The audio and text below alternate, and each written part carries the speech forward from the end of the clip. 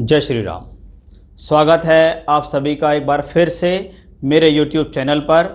मैं पंडित आशीष शर्मा लेकर आया हूँ अगस्त महीने का मासिक राशिफल। अगस्त 2021 का महीना, ग्रहों की गोचरीय स्थितियाँ, ग्रहों का परिवर्तन, ग्रहों का मित्र शत्रु राशि में गोचर करना, स्वराशि में गोचर करना या अपने घर को देखना, ये सब गोचर के अंदर देखा जाता है। और उस गोचर का प्रभाव आपकी राशि लगन पर क्या पड़ने वाला है उसके बारे में हम यहाँ विस्तृत रूप से चर्चा करने वाले हैं कि 2021 का ये अगस्त का महीना, पूरे एक महीने में ग्रहों का विचरण आपके ऊपर कैसा प्रकाश डालने वाला है। कुंडली में बैठे हुए ग्रहों की स्थितियाँ, चलने वाली दशाएं अपना शुभ और अशुभ फल कब कैसे देती हैं वह गोचर पर निर्भर करता है। यानी गोचर का कहने को रोल देखें तो कुंडली में 20 से 30% होता है, लेकिन यह फीसदी 20 से 30% वही समय होता है जो समय काल को लेकर आता है कि आखिर वो घटना घटित कब होगी, उनका प्रभाव आपकी कुंडली, आपकी राशि से कैसा पड़ रहा है, उसको हम गोचर कहते हैं। इसलिए हम मासिक राशिफल लेकर आपके लिए आते हैं। तो अब शुरू करते हैं कि मकर राशि, मकर लगन वालों के लिए ये गोचर कैसा होता है, क्योंकि गोचर को चंद्रमा और लगन दोनों से देखा जाता है। अधिकतर प्रभाव, कम से कम 70 से 80% प्रभाव इसका चंद्रमा से ही है, जिसके बारे में मैं पहले भी बहुत बार बता चुका हूँ। तो चलिए शुरुआत करते हैं। 1 अगस्त 2021 को गोचरीय स्थिति कहाँ थी। शनिदेव वक्री होकर आपकी राशि लगन में स्वराशि के होकर चल रहे हैं, श्रावण नक्षत्र में इनका गोचर चल रहा है। वहीं बृहस्पति आपके धन भाव में है, वक्री हैं, और धनिष्ठा नक्षत्र में इनका गोचर चल रहा है। अगर हम देखेंगे सूर्य बुध आदित्य योग जो बन रहा है वो आपकी राशि लगन से सप्तम भाव में है। राहु और केतु पंचम और एकादश को घेरे हुए हैं। ये बहुत लंबे समय से हैं, क्योंकि राहु शुक्र की राशि में है, इसलिए शुक्र से संबंधित फल इनके होते हैं।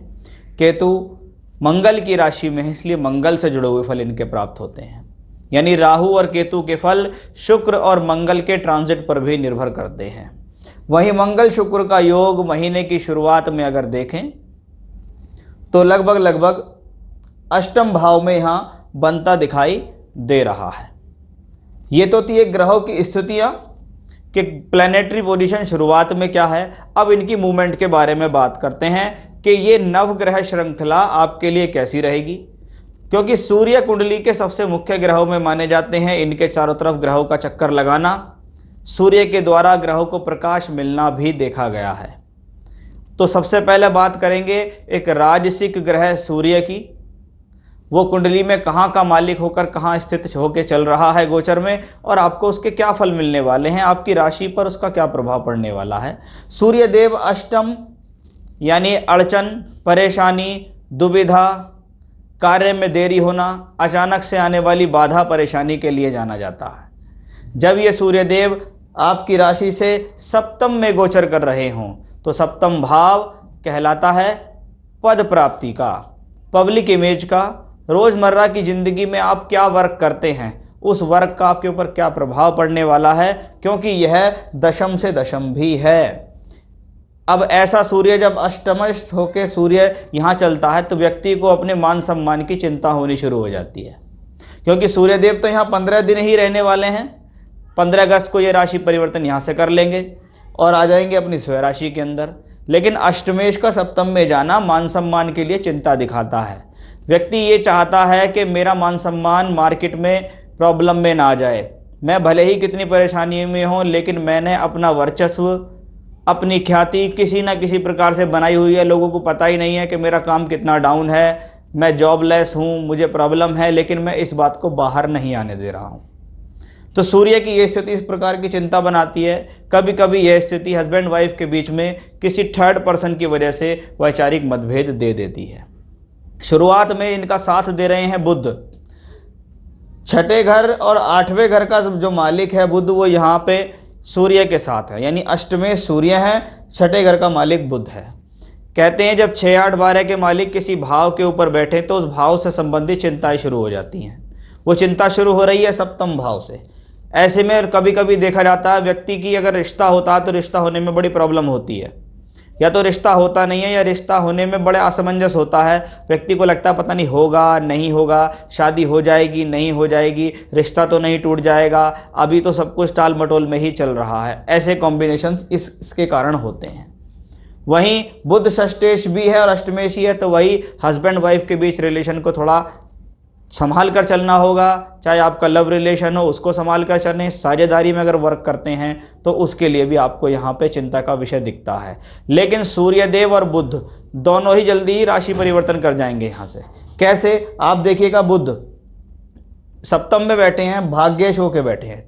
अब ये ग्रह आ जाएगा अष्टम में लगभग 9 अगस्त को और पूरे महीने इसी राशि में विचरण करेगा। अब छठे घर का मालिक आया अष्टम में, जिसको कहते हैं हम विपरीत राजयोग, और वहीं भाग्य स्थान का मालिक होकर यहाँ भाग्य बनाने में बाधा। विपरीत राजयोग का फल कब मिलेगा? जब आप विपरीत परिस्थितियों में फंस जाओगे। पैसा फंस गया है आपका, कोई पैसा आपका दे नहीं रहा है, आपको किसी प्रकार का कोई डिस्प्यूट्स है, परेशानी है, दिक्कत है, तो उसमें आप लंबे समय तक फंसे रहोगे। लेकिन बुध आपको क्या करेगा? सिर्फ डर परेशानी देता रहेगा लगातार, लेकिन आपके साथ कोई घटना खराब नहीं होगी। उस समय अष्टमें सूर्य भी अष्टम भाव में ही चलेंगे। कहते हैं जिस भाव का मालिक उसके घर में पहुंचे, चाहे वो स्वभाव से खराब ही क्यों ना हो, मैलेफिक्स प्लेनेट ही क्यों ना हो, लेकिन वो आपके लिए फायदेमंद है। अब ये बुध आदित्य योग बनेगा यहाँ अष्टमेश अष्टम में नवमेश के साथ हैं, तो अष्टम भाव का भला होना है। यानी किसी प्रकार का रुका हुआ प्रमोशन हो, रुकी हुई परेशानी हो, रुका हुआ धन हो, वो मिलने की संभावना है। लेकिन वह भाग्येश है, इसलिए रोड़े अड़चने तो अवश्य डालेगा। कभी कभी ऐसी स्थितियों में लोगों के पैतृक संपत्ति से संबंधित विवाद भी अगर होते हैं तो वो सॉल्व हो जाते हैं। चलिए, ये तो बात थी सूर्य और बुध के इस योग की। अब मैं बात करता हूँ मंगल शुक्र के योग की, कि मकर राशि वालों, मकर लग्न वालों के लिए यह योग अष्टम है। अगर मैं सिर्फ मंगल शुक्र योग की बात करूं तो मंगल शुक्र का जो योग अगर कुंडली के 6, 8, 12 में बन रहा हो तो यह आपको एक्स्ट्रा मैरिटल अफेयर्स की तरफ आकर्षित कर सकता है। मन के अंदर इस प्रकार के विचार दे सकता है कि मुझे किसी के प्रति आकर्षित हो जाना चाहिए, या कभी कभी लोगों को ऐसी चीज़ें लाइफ में टकरा जाती हैं। वहीं दूसरी तरफ, क्योंकि ये दोनों यंग प्लेनेट हैं, मंगल भी काफ़ी उत्तेजना देने वाला है, शुक्र हार्मोन्स का कारक है, मंगल ब्लड का कारक होता है। अगर मंगल और शुक्र का कॉम्बिनेशन होता है तो व्यक्ति को जीवन में हार्मोन्स से रिलेटेड प्रॉब्लम होती है। अगर उसके हार्मोन्स खराब हो रहे हैं तो उसका जो ध्यान है वो भंग हो जाता है, खराब हो जाता है। जब ये अष्टम में चलता है, क्योंकि अष्टम भाव अड़चन परेशानी का, गुप्त विद्या, गुप्त साधना, गुप्त संबंधों के लिए जाना जाता है, और जब ये यहाँ बने तो पहला इंडिकेशन है, इस चीज़ को संवार के रखिएगा आप। शुक्र आपके लिए योग कारक हैं, यानी एक ऐसा ग्रह है जो आपको केंद्र त्रिकोण दोनों के फल दे रहा है। पंचम और दशम का मालिक शुक्र अष्टम में बैठा है। कहते हैं पंचमेश जब अष्टम में हो, व्यक्ति को अपनी बुद्धि पर संयम रखना चाहिए। आपकी बुद्धि कब को बुद्धि में बदल जाए? अधिक लाभ, अधिक लोभ, अधिक लालच के कारण आपको प्रॉब्लम्स लाइफ में आ सकती है, वो इसी कॉम्बिनेशंस के कारण होता है। इसको कॉम्बिनेशन में कब ज़्यादा वर्क करता है? जब अपने आप को व्यक्ति सुपीरियर समझना शुरू कर दे, ये समझे कि जो निर्णय मैं ले रहा हूँ वही ठीक है, बाकी सब बेकार है। उस कारण व्यक्ति को जीवन में प्रॉब्लम होती है, अदरवाइज कोई बड़ी समस्या का विषय नहीं है। साथ ही साथ आप ये देखेगा दशमेश होके भी है। दशमेश का अष्टम में आना कार्य व्यवसाय में अड़चन के लिए जाना जाता है, यानी इस दौरान कोई भी ऐसी कमिटमेंट, कोई भी ऐसा कार्य नहीं करना है जिसमें आपको नुकसान हो। कब तक रुकना चाहिए आपको? जब तक ये शुक्र तुला राशि में प्रवेश ना कर जाए, तब तक के लिए आप थोड़ा सा शांत रहिएगा। मंगल इसके साथ में है, एकादशेश होके यहाँ है, लाभ देगा, काम चलता रहेगा। जिस तरीके से आपकी कमाई चल रही है उस तरीके से गोचर आपको हेल्प करता रहेगा। खाने पीने की प्रॉब्लम नहीं देगा, पैसा औसत तौर पे आता रहेगा। क्योंकि ये अष्टम में बना हुआ है इसलिए इसको कुछ ना कुछ समस्या तो होती ही है। लेकिन मंगल यहाँ चतुर्थेश भी हैं। चौथे घर का मालिक जब अष्टम भाव में दशमेश के साथ ट्रांजिट करे तो कभी कभी रेंट पे प्रॉपर्टी देना संभव हो जाता है, कॉमर्शियल प्रॉपर्टी का खरीदना संभव हो जाता है। कॉमर्शियल प्रॉपर्टी को किराए पे दे रहे हैं, आप कोई ऐसी कॉमर्शियल प्रॉपर्टी चाहते हैं जिसमें आप अपना काम करना चाहें, वो भी यहाँ ऐसे संयोग के कारण संभव दिखाई देती है। इसमें एक अच्छी बात यह है कि यहाँ पे मंगल अपने घर को वापस देखता है और यही मंगल यहाँ से बैठ के धन भाव को भी देखता है, इसलिए सोर्स ऑफ इनकम तो लगातार मंगल देव और शुक्र देव का कॉम्बिनेशन बनाकर रखेगा। शुक्र भले ही यहाँ से जल्दी निकल जाएंगे और फिर वो नीचस्थ अवस्था में आएंगे, लेकिन कहते हैं ग्रह भले ही नीच का हो, लेकिन अगर वो योग कारक है, त्रिकोण में है, केंद्र में है, उसके ऊपर अशुभ प्रभाव नहीं है, तो वह नीच का ग्रह भी आपको राजयोग के फल देता है। ऐसा मैंने अपने कई वीडियोस में बताया भी है। तो शुक्र की यह स्थिति जब नीचस्थ अवस्था में आएगी तो कोई बड़ी समस्या नहीं देगी। अच्छी बात इसमें यह है कि बृहस्पति की दृष्टि यहाँ है। अब ये वह बृहस्पति है जो कि मंगल के धनिष्ठा नक्षत्र में वक्री हुए हैं, यानी ग्रह मंगल इसको देख रहा है और बृहस्पति धनिष्ठा यानी मंगल के नक्षत्र में ही होकर इसको वापस देख रहे हैं, यानी ये भी आपके लिए एक प्लस पॉइंट है। एज ए शुभ ग्रह बृहस्पति उसको देख रहा है, तो उस लिहाज से ये मंगल शुक्र का कॉम्बिनेशन अष्टम में बना हुआ है, लेकिन आपके लिए कोई नुकसानदायी कॉम्बिनेशन नहीं है। इसमें धैर्य धीरज रख के आपको कार्य करना होगा, क्योंकि जैसे जैसे प्लेनेटरी पोजीशन आगे बढ़ेगी, कभी जून यहाँ पे नीच का शुक्र होगा, फिर मंगल यहाँ आएगा, फिर ये शुक्र यहाँ आएगा, फिर मंगल, तो आगे के जो भी कॉम्बिनेशन है वो आपके लिए प्रबल है। राहु और केतु की भी स्वयं यही स्थिति है कि राहु या शुक्र की राशि में, शुक्र यहाँ है, जुए, सट्टे, लॉटरी, इन सबसे थोड़ा सा बच के चलो। शेयर में पैसा लगा सकते हो। शेयर में अगर आपने इस दौरान पैसा लगाया, तो मैंने बहुत बार ऐसे कॉम्बिनेशंस देखे हैं कि व्यक्ति ने आज पैसा लगाया, 3-4 महीने के लिए शांत हो जाओ, 3-4 महीने में आपको अच्छा रिटर्न शेयर मार्केट से यहाँ मिलने की पूरी संभावना बनती है। एजुकेशनली ये ठीक है, रिसर्च के लिए ठीक है, शिक्षा को पूरी करने के लिए ठीक है, शिक्षा को आगे बढ़ाने के लिए कॉम्बिनेशन ठीक है, संतान प्राप्ति के लिए भी ये स्थितियाँ बेहतर दिखाई दे रही हैं। तो राहु केतु की ये स्थिति अपने आप में प्रबल है। ये दोनों प्लेनेट यहाँ आपको लाभ देने के लिए तैयार हैं। अब बात करते हैं राशि के स्वामी शनि की। शनि वक्री हैं, ग्रह अपनी ही राशि में वक्री होके चेष्टा बल लेकर चल रहा है। ग्रह का मूवमेंट इसी राशि में रहेगा, ये ग्रह कहीं नहीं जा रहा, लेकिन ये ग्रह अब चंद्रमा के नक्षत्र में ट्रांजिट कर रहा है, जो कि श्रवण नक्षत्र है। चंद्रमा के हिसाब से देखें तो ये प्लेनेट मूवमेंट देता है। चंद्रमा हर 2.25 दिन में मूवमेंट दे रहा है, हर 2.25 दिन में राशि बदल रहा है, यानी शनि आपको कुछ भ्रमित कर सकता है। हेल्थ के लिए ठीक रहेगा, साहस को गिरने नहीं देगा, लेकिन मन में भ्रम होना, मन में भ्रमित होने की स्थितियां बनती हैं। पत्नी से सहयोग मिलेगा, साझेदार से भी सहयोग मिलेगा, इसमें भी कोई संदेह नहीं है। जब लग्नेश राशि का स्वामी लगन में हो, आप अपने मान सम्मान को गिरने नहीं देंगे, चाहे उसके लिए आपको कितनी ही मेहनत करनी पड़े। तो शनिदेव अच्छे हैं। सूर्य और बुध की दृष्टि इसके ऊपर पड़ी हुई है। कौन है सूर्य? अष्टमेश हैं और एक ये षष्ठेश है।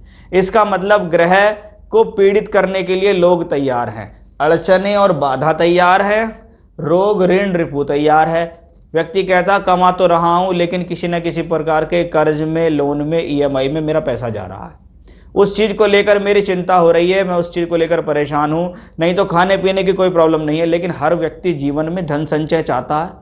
वो चाहता है कि मेरा पैसा जुड़ जाए, उस पैसा जुड़ने में परेशानी का ये कॉम्बिनेशन इसी कारण आ रहा है।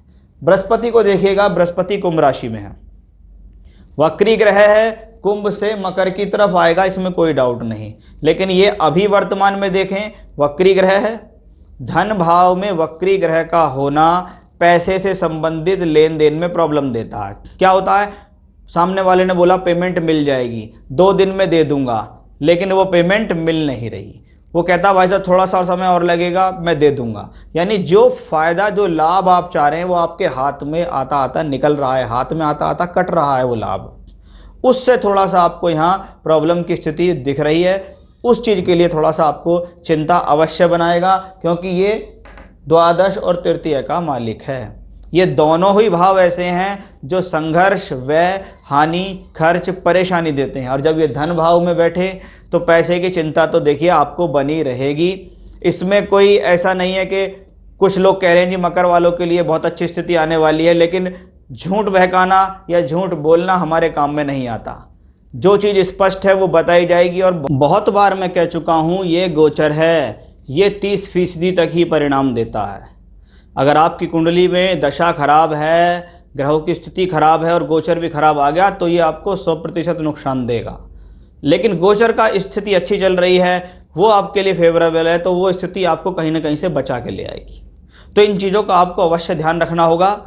उपाय के स्वरूप आप एक काम अवश्य करना कि मंगलवार और शनिवार के दिन शाम के समय चमेली के तेल का दीपक जलाइएगा और सुंदरकांड का पाठ कीजिए। इस पूरे महीने हर मंगल हर शनिवार को आपको ये काम करना है। आप बहुत सारी समस्याओं से निकल जाएंगे, चाहे वो समस्या धन की हो, पारिवारिक हो या किसी प्रकार से भी हो। तो ये था मेरा आज का विषय। फिर से नए विषय के साथ आपके सामने हाजिर होऊंगा मैं। तब तक के लिए बने रहिएगा मेरे साथ। जय श्री राम।